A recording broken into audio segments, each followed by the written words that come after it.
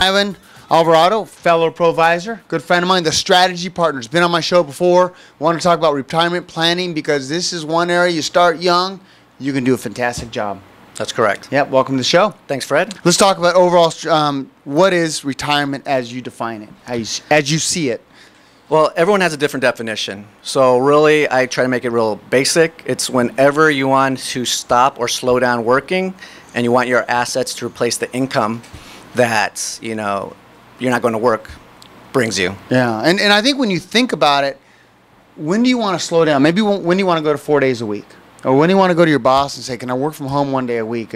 Or can I work from home and start cutting back a little bit? Because they see you as a huge asset, but you want to reduce your role a little bit so you can enjoy your grandkids. You can enjoy hiking. You can enjoy travel. You can enjoy what you want to enjoy in life.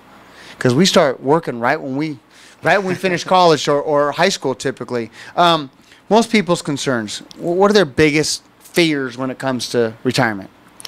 Usually it's have I saved enough, which that rolls into how much income can I generate and not run out, not outlive my income. Yeah. Because that's one of the biggest key is we don't know how long or how many years we may be in retirement. Yeah. So let's talk about when you have the different pillars of strategy when someone before they retire.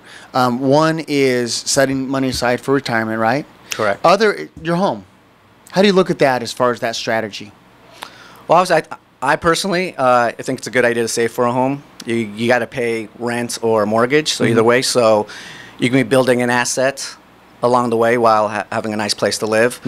And then obviously in retirement, you need a place to live. So, you know, a house being paid off or the flexibility, having that ability to pay off a house throughout retirement is important. One of the things that strategies you've shared with me and that your clients that have come to us have experienced or shared the experience is you'll also look at their insurance policies, all their insurance, to see if they're getting the best value where they can save money and then put that same money to work somewhere else.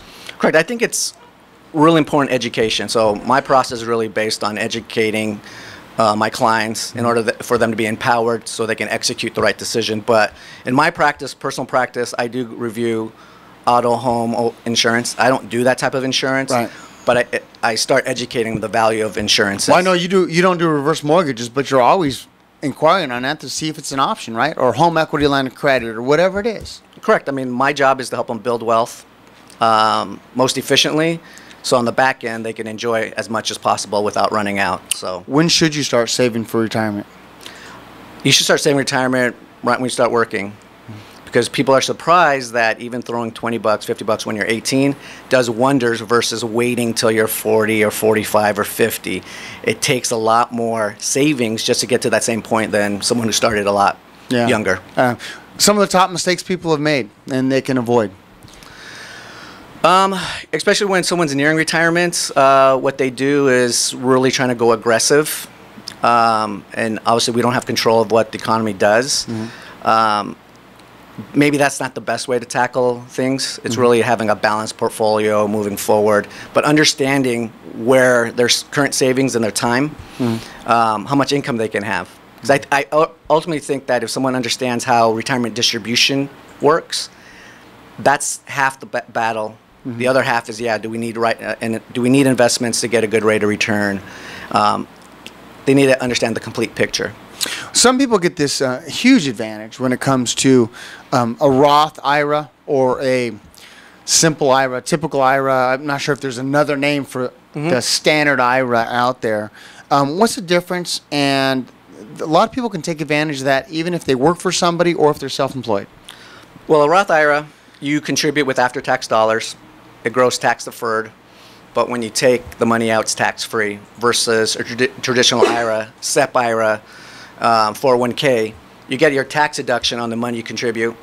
It's tax deferred, so all the growth plus what you put into, but it's taxable on the way out when you're taking money out. Huge, huge. We're running out of time. Okay. Our time's already up. Can you believe that? Those who want to reach out to you, how can they get you? Phone number 661-368-5296.